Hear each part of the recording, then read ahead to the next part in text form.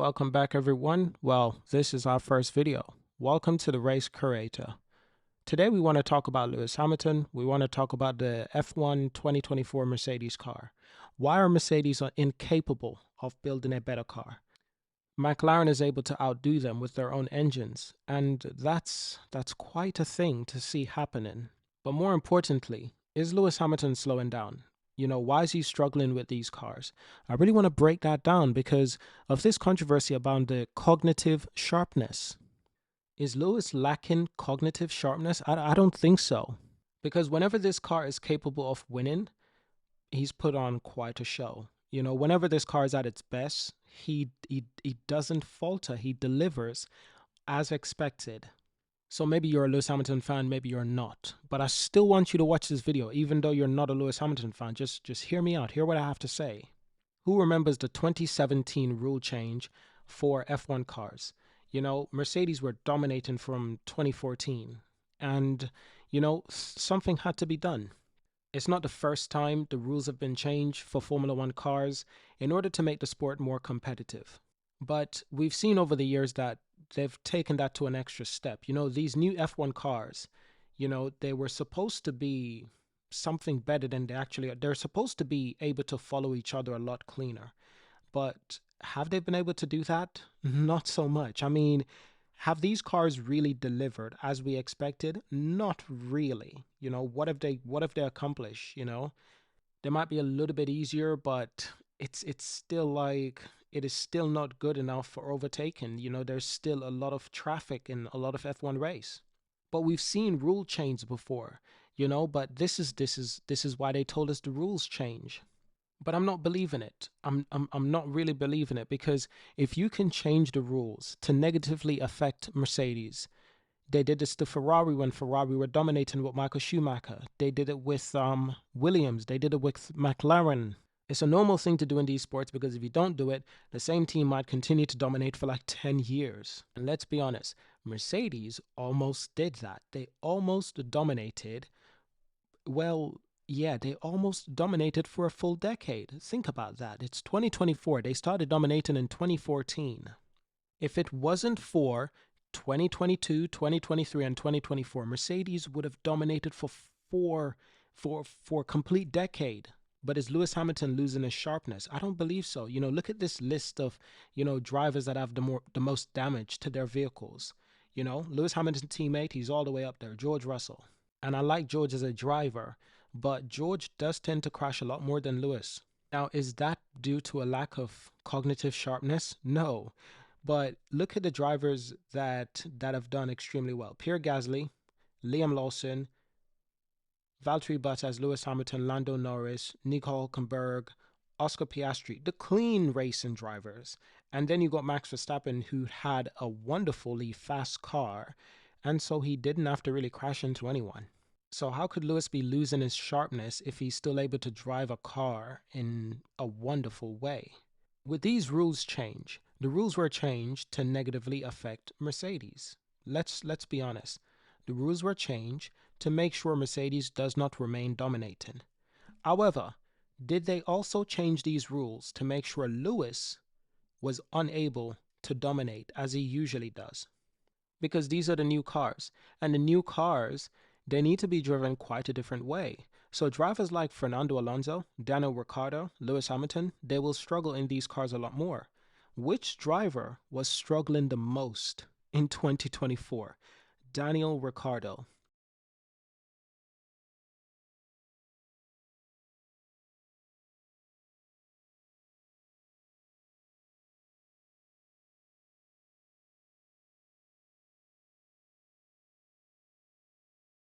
We've seen with younger drivers, Max Verstappen for an instance, George Russell. We've seen with Charles Leclerc. We've seen with Lando Norris. They're not driving like a late breaker. They're not driving super aggressive like Michael Schumacher would or a Fangio would. They don't drive like a Senna would. They almost drive like Alan Prost. Alan Prost was known for being like an engineer, like a doctor behind the steering wheel. He wasn't the fastest guy on one lap, not super aggressive like that. but he's able to beat you over the course of a race simply by outsmarting you and by being the most consistent, by driving the car in such a smooth way. While you got Senna, which was just pure lightning speed, in a smooth but, the car was his and he handled it. So having older cars that Michael is more familiar with driving, Alonso is more familiar with driving, Daniel Ricciardo is more familiar with driving.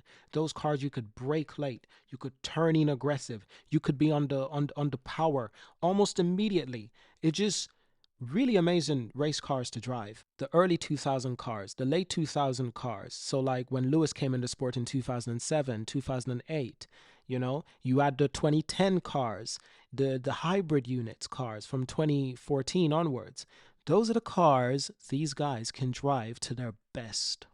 But we've seen that even Fernando Alonso is finding it difficult, against Stroll, which is hard to believe.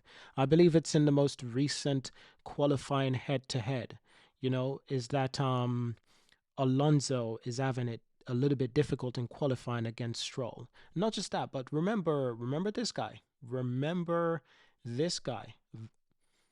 Sebastian Vettel. Sebastian Vettel is another driver that was able to drive the 2010s cars like a man on a mission. He was able to drive those cars incredibly well.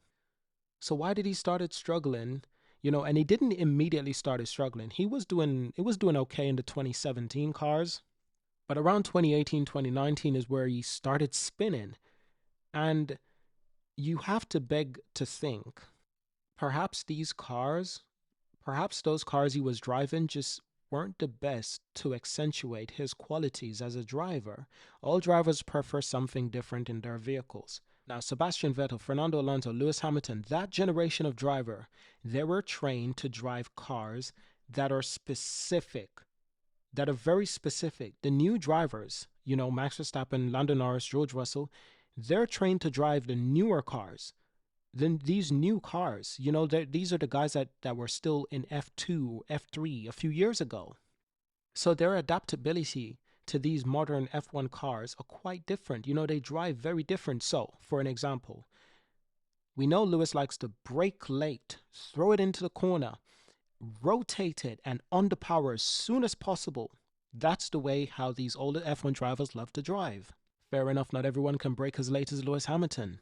Not everyone can brake as late as Daniel Ricciardo. However, notice the new drivers, Max Verstappen, Lando Norris, George Russell, notice they don't brake as late. They brake early, and then they use the weight of the car to carry the vehicle through the corner and gain absolute time.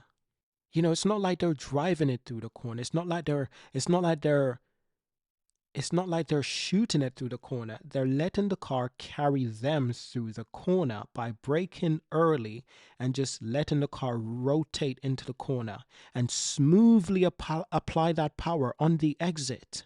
You got Lewis Hamilton who when he goes on the exit, he's down on the throttle in a very controlled way. But perhaps that's not the way these cars would like to be driven.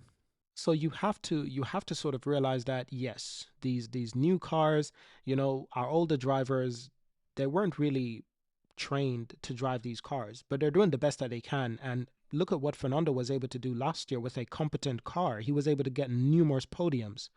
Look at what Lewis has been able to do this year in a few races, such as you've got the British Grand Prix, you've got the Belgium Grand Prix. Lewis performed brilliantly in both. He won both. The Belgium was under controversy. But my point is, when the car is there, these older drivers, they can still get the best out of their machines. However, you can see that when the car is not fully there, they're not able to extract the best out of said machine, which is just very interesting. And it makes sense.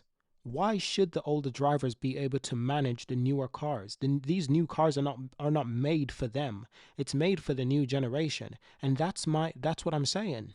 So when these regulations were being changed, did they consider, let's not just design these cars to be more aerodynamic, let's not just design these cars to be more aerodynamically efficient for following, let's also design these vehicles that newer drivers will find a better time and an easier time driving them.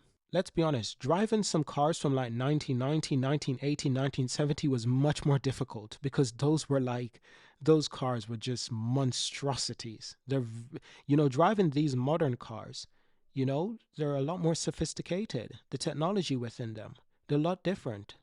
So that's what I'm saying. Daniel Ricciardo performing as badly as he did for his age doesn't make any sense. Lewis Hamilton struggling in these cars doesn't make much sense. The Aston Martin does not have a lot of performance this year, but Alonso struggling against Stroll in qualifying does not make any sense. And young Sebastian Vettel struggling in his mid 30s, to not just struggle against Charles Leclerc, but to be spinning the way he was. I'm telling you, these cars, and those were different cars. The 2018 cars, the 2019 cars, those were different cars from the 2022 cars. But still, the best cars that Vettel was able to drive was the 2010 cars. That was him. Late 2000 cars and the early 2010 cars. So that's my analysis on this. It's just an idea that came to me. I just started, thinking about it, like Max and Norris and Russell, these guys, they drive the car very different. They don't brake late. Well, they brake late, but they don't brake super late. They don't brake super heavy. They don't drive the car through the corner. They don't be aggressive on the on throttle on the exit. They're very smooth with it. They're very calculative with it. They let the car carry them through the corner. While our older drivers, they just drove a different way. They just drove a different way. So I'm not surprised that they're struggling with these cars. I'm not surprised Lewis is struggling with these cars. The new generation is always going to be more adaptable, such as the new guys. They're always going to be more adaptable. And, the new generation, some of them have never really driven the early 2000 cars. They've probably never driven a 2007 car, 2008 car, 2009 car, or even an early 2010 car. They have no idea what that was like. And if they did drove these cars, it's not for a full season. It's not for a full month. It's not for a few races. It's for like just a quick test drive or test around the track, but nothing too serious. They don't really get to know these cars and how to compete with other people who have the same vehicle. So yes, that's my argument, is that new drivers, they were made to drive these new cars. They were made to be more adaptable to these cars. These cars were designed for the new generation of Formula One drivers. It was not designed for Fernando Alonso, Daniel Ricciardo, Sebastian Vettel, Lewis Hamilton, Jenson Button. Yeah, Jenson retired ages ago. But my point is, these cars were not designed for those guys. It really wasn't. Putting those guys in these cars at their age, Lewis is reaching 40, Sebastian Vettel is a little bit younger than Lewis. Daniel Ricciardo is a little bit younger than Sebastian Vettel. But these are guys that are in their 30s.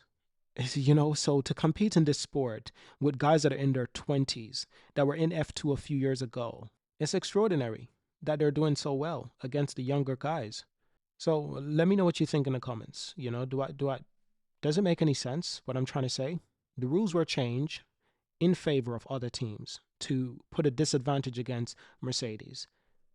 They did the same thing to Ferrari. They did the same thing to other teams when they were dominating. So did they also change the rules to negatively affect the drivers that were dominating, like Michael Schumacher?